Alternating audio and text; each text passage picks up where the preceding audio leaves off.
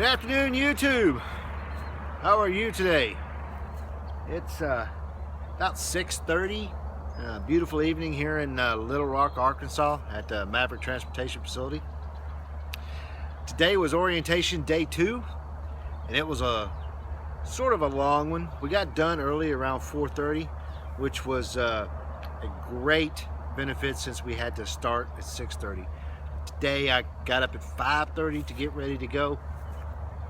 And once everything was said and done, I checked into the training center just before 6:30. They herded everybody together into a single classroom, both the new and experienced drivers. They didn't serve us breakfast today. They said the reason behind that was twofold. One, there was no time to serve breakfast. And second, they wanted everybody to be able to keep their blood sugar down by not having a lot of food in them, and keep blood pressure down for those that had problems. That's okay, but it made for a grumpy lot for most of the guys of the day. Today's primary focus was medical, DOT physicals, drug screens, as well as physical and agility testing. And I have to say that it went pretty well. Before they even got that started though, they gave everybody a presentation on CSA, its implications for the company and for drivers. You could tell from some of the new guys, the whole thing was a little, ooh, I don't like that. And for some of us old hands, we're used to it. After that, they started calling guys up to start their stuff, and they did the physical training and the DOT medical stuff in stages, and it was a 4-stage system basically. The first stage was, as you got entered in, they led you into what was usually the dining hall, and they have it all separated out into 3 separate areas. One area has got the nurse that does your basic vitals. There's another one that in the bathrooms that does the urinalysis, and then in another small office off to the side, the one that does the hair follicle testing. They started it off by bringing the experienced drivers, as I said, and then separating us into different groups, and we did different things at different times. I think for Maverick it probably works, but I think for speed maybe, or at least the mindset of most of the people, if they had done it, in a linear pattern, do this, then this, instead of do this, then find something else to do, and then do something else, it may have gone a little bit better. My experience was pretty good to start off with, but by the time I got around to one thing, that they brought in the next group of people to do it, and I got delayed because I got stuck behind new people. So my experience went like this. I moved through and went to the nurse first. She did vision checking, height, weight, calculated my BMI, then took my blood pressure and measured my neck. And it turned out to be her that made the determination on whether or not you were eligible or required to do a sleep study, or at least recommended to. Luckily for me, I didn't get selected for that. She was pretty much looking for 2 of the 3 main symptoms. In my opinion, they didn't even check for the 3rd symptom, but the 2 things they were looking for was very high BMI and large neck size. The criteria I understood that she was looking for people with 17-inch and older and thicker necks, and guys whose BMI was 37 or higher. My BMI was a little low, and my neck is like 15.5, 16 inches. So I didn't get selected. I'm kind of glad about that, because I didn't want to have to try to mess with that whole thing.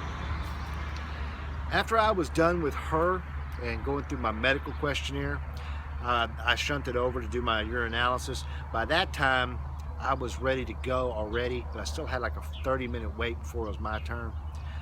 So once I got in there, did my business.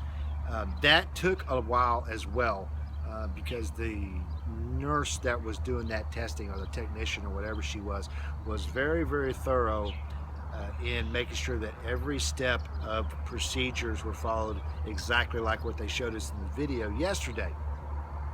I don't have a problem with that. I understand, especially since there's so many new people that have never had it before, that had to go through it. But for someone who's done many drug tests for jobs, as well as more randoms than I care to think about, having to listen to that whole spiel and have her outline everything was just extreme tedium. So by the time I entered the stall to go, it took me about 4 seconds to fill that cup, and then I still stood in the bathroom and finished off for another minute and a half or so. So I got it turned in, got that done, and I stepped out, and I was going to go over to the hair follicle station, but just then they let in more people. So I ended up being like 8th in line when I should have been like 2nd. So I ended up waiting like an hour and 20 minutes to be able to do my hair follicle testing. Now, a lot of companies are not doing this. Some do. It's not a requirement from the FMCSA or anybody else, but hair follicle testing shows long past drug use. Usually up to 3, maybe even 6 months, depending on what it is. And they'll take your hair from just about anywhere. And I say just about, without having to be lewd. They prefer to take it from your head. If you don't want it from your head, you can pick another part of your body, your arms, chest, back, or legs. I don't have a lot of hair left, as you can see, and it's going away thanks to my genetics. And I want to keep what little I have. So when she asked me where I wanted to take it off of, I just yanked my shirt off and tell her, take it off my back, there's plenty to go around. And sure enough, she did, and she was real expert at it. She cleaned my shoulders off really, really nice, so it's kind of itchy right now, but that's good. That's the way I usually like it anyway. She did the whole thing, chain of custody bit. It made sense the way she did, but she was a lot faster than the urinalysis tester. Once that was all done, you take your paperwork back to the trainer in charge that's leading the thing. And today it was the experienced driver trainer who was handling things.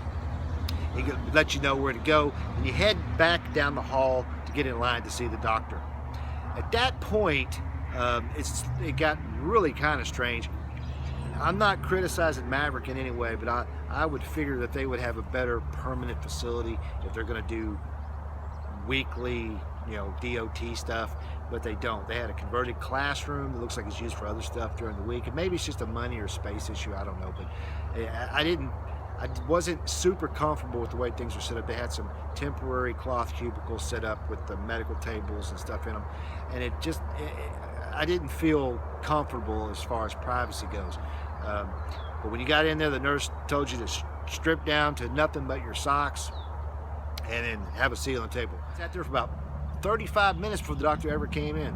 And there's they have 3 of those cubicles, so I know he was moving between place to place. But the doctor seemed really slow, and I guess maybe he was doing paperwork or signing off on stuff or reading every little thing of everybody's stuff. That just seemed like one of the slowest parts when it should be. And typical when you go for a DOT physical, you see the doctor for maybe 4 minutes, maybe 5 tops, and it's usually pretty quick. This took forever. But he did finally come to me. He came in, did all the normal stuff, but he added some things to it for range of motion, checked the abdomen, checked for hernias, the whole kit and caboodle, also touching toes and things like that. So, but then he signed me off, and at that point he took my paperwork and kept it. He didn't give my paperwork back. He didn't give me my ID back, and then he left with it. So once that was done, I was told to step out, go back and check with the trainer in charge, and to get my next step. That was the end of stage 2, the medical doctor part. Between that and stage 3, I was allowed to take a few minutes break. So I'd already been going for I think at that point 3 hours without any kind of break or anything. I was ready to have a drink and then step outside and vape a little bit to relax. Once I took my 5 minutes, which is pretty much all they gave me, I was supposed to go upstairs to another classroom to start the agility testing. Now, one thing about the agility testing that a lot of people don't know is the agility testing is not done by DOT people or anything like that. They're done by a physical therapy company, and I may be incorrect, but I doubt it, that this physical therapy company handles all the workers' compensation claims for Maverick as well, because they give you a bunch of paperwork up front. You have to fill it all out, and it reads like workers' compensation clearance papers. And their workers' compensation clearance papers, they have a big thing on the side hanging up telling you how to fill these things out. And one of the big things they have up there in bold print and whatever is that you must be very complete on this paperwork. You're required to list anything and everything that's ever been happened to you, especially if it required medical intervention. And it says there that if you're not very detailed and very explicit and list everything, that if something happens and you're injured and it's determined that your injury was exacerbated by a pre-existing condition or injury you had in the past, that workers' comp may or may not cover you for that injury. So remember, when you come here, new or old student, you need to fill that out completely and be very, very honest with you. They're not going to judge you on it. They're not looking for things to disqualify you, because by that point, they already know everything, or they should know everything. So once you filled out all that paperwork, and they come around one person at a time, and the first thing they do is they check your blood pressure. When they check your blood pressure, they're checking again to make sure for those people that have had blood pressure issues or may have it, have not deviated from what they had downstairs. They go over that form with you step by step, every little thing, and ask you to explain everything, and then they make notes on it based on what you say. After they do that, you start a range of physical agility exercises and tests to determine just a ton of stuff. They make you do gripper tests to test your squeeze strength on your hands, range of motion and control using general pressure techniques, as well as measuring instruments. It takes about, I don't know, they do it in 3 parts, and the whole thing took about 35 minutes per person. So it's very, very detailed. They really want to know everything you do, and I'm not going to try to sit here and discuss it, but basically you need to be able to touch your toes or get really close. You need to be able to bend your back side to side, and your legs and all your joints need to work. Joints are really, really what they seem to be working on more than anything. Additionally, they want to know other stuff. If they find something that you may or may not list on your paperwork because it didn't require it. Like for me, I have a fatty cyst on my spine that I've had for I don't know how long. It's never bothered me. I've had it looked at by doctors, and they've all told me there's nothing to it. It's just a piece of fat that's extruded from my spine. It doesn't cause any problems. They noted that and left me to my devices. Once that first battery test was done, I was done with the first part of that physical agility testing, which is stage 3. So I sit back down and wait my turn. Once that's done, then they call me to go do part 1 of stage 4. And part 1 of stage 4 is where they really start to get into what you're physically doing. They do a little bit of more measurements, this time on a medical table, checking your spine. You have to do 2 types of sit-ups, one with your hands behind your head, and another one with your arms at your side to sit up. Make you touch your toes again while you're sitting down, or sitting flat on this table, and a couple of other things too. And then she makes you flip over on your stomach, and then she starts working you over on your spine. I actually thought she was giving me a massage. I was having a good time with that. When she finished, she said, "Okay, you can get up." I said, "No, you can keep going." I mean, it felt good, almost as good as a chiropractor. So once she was done with that part, I had to step over and start doing the actual physical exercises. The first thing they have you do is do a stair stepper to a metronome for 3 minutes. You have to step up and then step down, step up. But you have to keep beat with the metronome. You do that for 3 minutes. It's easy if you're already sort of in shape or you're used to it. I've been working on a treadmill and stair stepper at the gym for the last 6 months maybe. And it helped a lot. I didn't even break a sweat or even start breathing hard. She even asked me about that, and I told her I do this for exercise. They seem very impressed with that. The next one is beanbag bucket challenge, is what I'm calling it. Basically, you stand in a box, and you have to keep your legs apart against these wooden rails, and then you have to bend, use your knees, and pick up and pull these bags out and put them in the other bucket. And you have to do that for 8 bags from one to the other. And the bags weigh maybe about 15 pounds a piece. And then once you get them on the other bucket, you got to put them back. So you move the bags twice, and so it gives you 16 bag moves. And they watch how you make the moves, how you move your back, your shoulders, and arms and everything. Once you're done with that, there's 2 box tests you have to do. The first one is you have to squat down using your legs, not your back, to pick up this box. It weighs about maybe, I'd say, 85 to 100 pounds. I might be wrong, I don't know. Pick it up and then put it on a table and set it down, and then step back. And then you have to step back up, pick it up, and put it back down on the ground by squatting properly. If you don't do it, they give correctly, they'll correct you, tell you what you need to be doing, and make you do it again. If you don't do it again, they'll mark you down as a red flag. Then the third part of that particular the last part of that particular exercise is pretty much the same thing, but you squat down to pick up this box, and then you have to stand to pick it up. Once you get to your waist, then you have to bring it up your chest and stick your elbows out as far as you can. Make sure to try to keep your shoulders level, and then you have to put it back down without dropping it. There are a few people that had a really difficult time with this, including one nice girl who was a new student. She had been here previously, and she had to leave for personal reasons, and then came back to do it again. She got through everything, and she ended up having to. She ended up not being able to do it, so they cut her, and that's really kind of sad because she was going to the temperature control division and not the flatbed. But even the temperature control people have to pass all this stuff. So that's just a word of warning. Even if you're not coming here to do flatbed, you have to remember that you have to pass these physical agility tests regardless of what division you're going to be working in. Once that's done, they send us back to that classroom, and we had to sit for a while. And then we've got to the final stage, stage 4, where we were walked down, and they did this 2 to 4 at a time, and my particular group had 4. Walked down to the training bays where they have all the flatbeds set up for guys to practice securement on. And we had 4 tests we had to do right there, and then we had 2 more after that with the truck.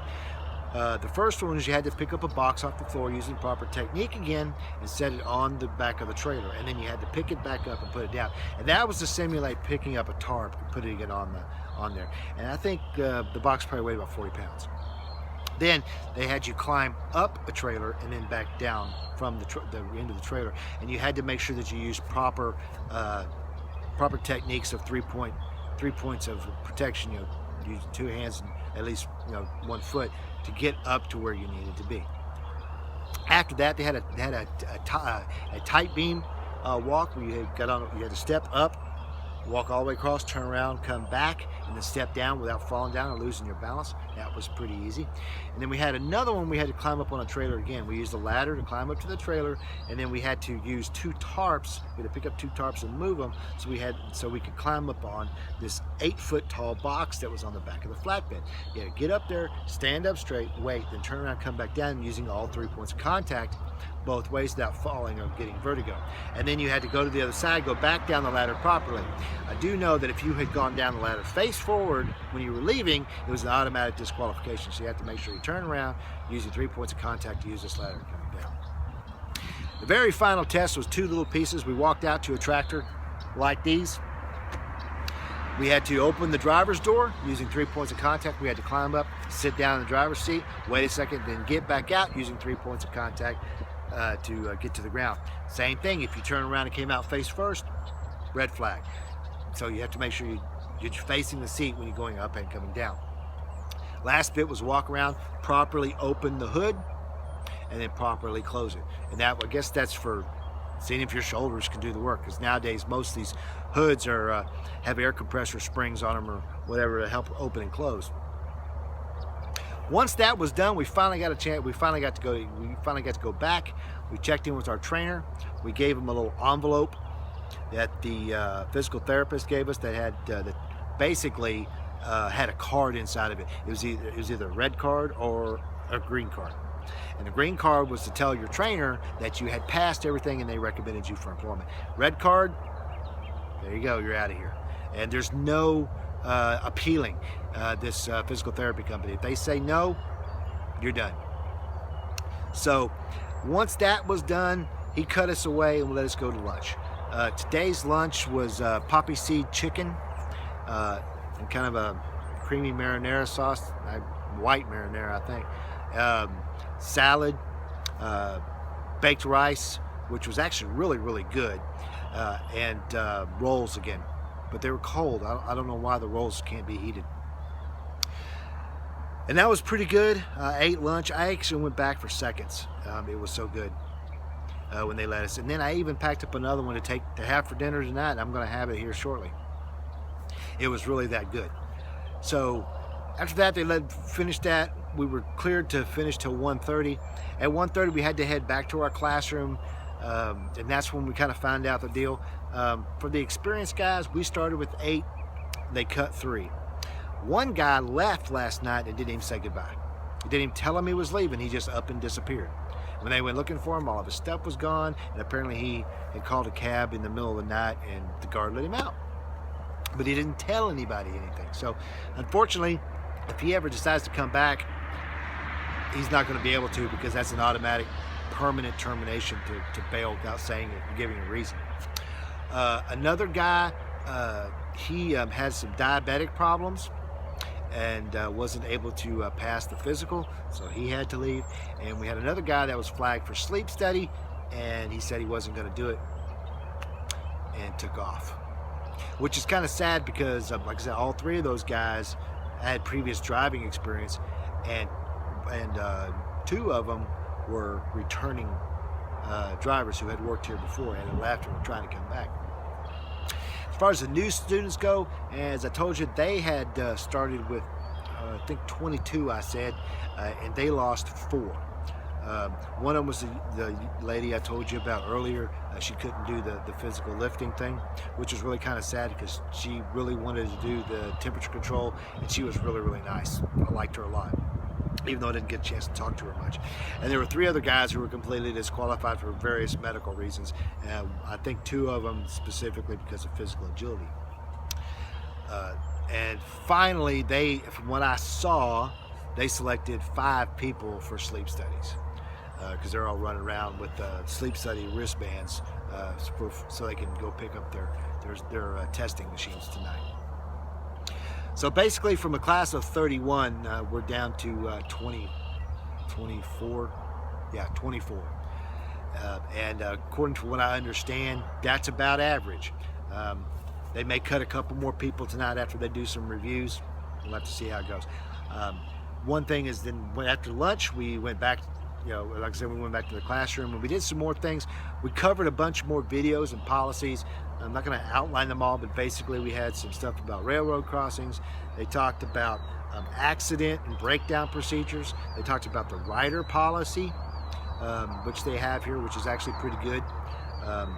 It's a little bit more liberal than most places, though they do stress that if you bring people under 18, you need to ensure that you follow any site rules when you go there, because there's a lot of places that do not allow people under 18 on their property. There's a couple other things they covered. We also did some logbook work, trying to do log recaps and some things like that. It all went pretty smooth, but at the end of the day, he came in, they issued out the employee badges and took away our temporary orientation ones, which basically tells you, basically we were told if as long as nothing happens between now and Thursday, you're as good as gold. And I don't think there's going to be a problem, especially on the experience side, simply because our trainer keeps telling us how good we're doing. Now, I could be just saying that to make us feel good, but I don't think so, because we've been racing through the material and we're actually ahead of where we're supposed to be in the material. We do have homework tonight. We have another logbook exercise for paper logs, and we have a recap exercise we have to do, as well as a trip plan. And we'll have to get those done by tomorrow morning, where we have to be back at 6:30 in the morning for class. So that's pretty much it. This evening, after we got out of class, me and a bunch of guys got together. We checked out one of the vans and we headed out to Walmart to pick up some stuff. Now that I'm past the medical stuff, I picked up some comfort foods that I like, some pretzels and some fruit and a few other things to keep so I can have some snacks. I've been trying to not eat very much because of the medical stuff, as well as a couple of drinks, because one thing I can tell you, you can get snacks and sodas from the machines here, but it is expensive. A 12-ounce can is $1, and a 20-ounce bottle is like $1.60. It's pretty expensive.